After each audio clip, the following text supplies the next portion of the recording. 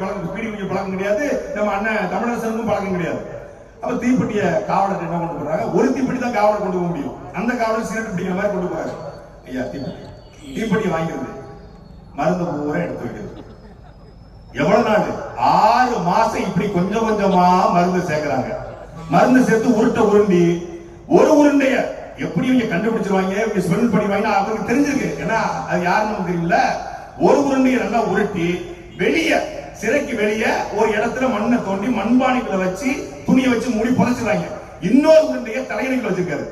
சிறைக்குள்ள திடீர்னு சூப்பரண்டன் கண்காணிப்பாளர் ரைடு வராரு. தெரிஞ்சது எப்படியா பிடிச்சிருவாங்க.